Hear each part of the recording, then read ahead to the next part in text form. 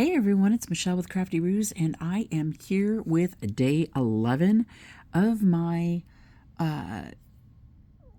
hashtag Jelly Play postcards. It is a challenge by Ceri the Crafter. I will link all of that in the description box below. And as I said, today is day 11. You make one a day for 31 days. One every day for the month of July. So, I am going to jump right in and let you see what I created. I used flowers. I used this stencil and did some black ink stenciling. And I used some of this beautiful mulberry paper. And what else did I use? I used a tiny bit of my gesso here, the heavy duty gesso, and I used some of my buttons that are fairy buttons. These are my make-believe. They've got little dragons and doors and gnomies and more little dragons, and then there's fairies and little bugs. And it's just a whole little mess of cuteness. I absolutely adore these little buttons. And when I use them like a cabochon, I just cut this little piece off the back here. Sorry about the gesso finger. And then they're good to go. And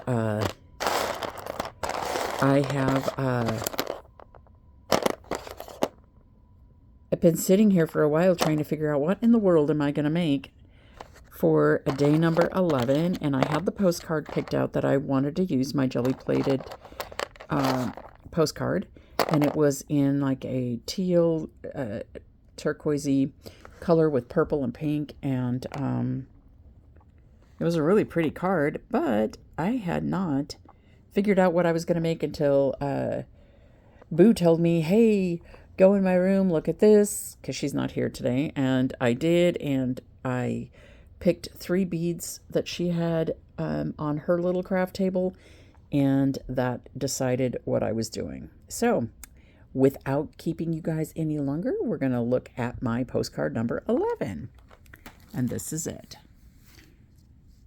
These little beads make, dream, and believe. Make, believe, and dream. It's supposed to say make, believe, and dream, yeah. But anyways, those inspired me to do the little fairies and the little fairy door. And then I just took these little teeny tiny flowers that I had. These are Recollections flowers. I picked them up at the little craft store that I have not too far. They do a scrapyard where people come in, they sell their paper goods and stuff that they don't use or don't want anymore. So I picked these up there, and I absolutely love them. A lot of them are flipped over, but they all have these little beads in the center of them. But when I pushed them back into the bag, that's what happened. But I put a little trail of flowers, and then I put a little fairy that's sliding down the flowers here, and this little fairy here is standing by their little door that goes into their little space. And then this little tiny caterpillar, he's just out there just crawling around doing his own thing. I used a little bit of gesso here and there to tone down a little bit of the black splatters that I used, because I used this dye over the top of my stencil. So I think I have one here. This one doesn't have as much pink in it, but this is out of the same ones that I did there. But I just laid this over the top of it and then put ink on my little blending tool, which is right here. I do have that. And I inked up my little thing, and then I just went all over it, and that's how I got these little ink spots everywhere. And then once I did that, I still wanted it to show, but I also used a little bit of the gesso, like I said, and I have the heavy gesso, and I've had this for quite a while, and I've been blessed so far that it has not dried out. And I just started using it again, and the lid was tight on it, but I mean, the seal's already been broken, but it's still doing really good. I'm really excited about that. But anyways, I put a little tiny bit of gesso on here and there to just tone it down a tiny bit.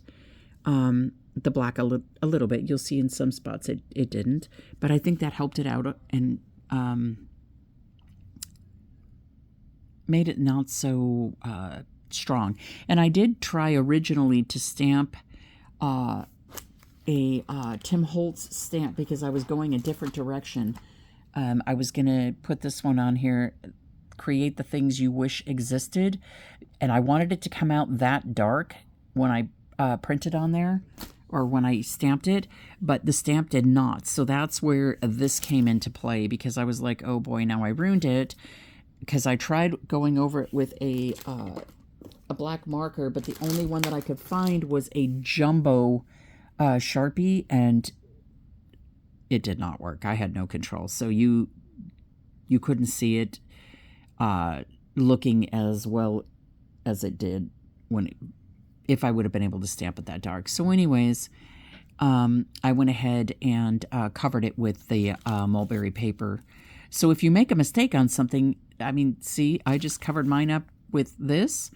It still bled through a little bit, so I tore another piece off and put it over the top. So I have two layers of this here and 2 layers of this here. I just ripped them. You can see where I just tore it off. It's nothing. It's nothing to tear it. It's super, super easy, but it made it to where it fixed my boo-boo. So I was really happy that I didn't have to destroy the card, because I actually liked what I had going on there until I tried to do that. And I'm not exactly sure why I didn't get a good stamp, and it could have been because I wasn't giving it enough pressure.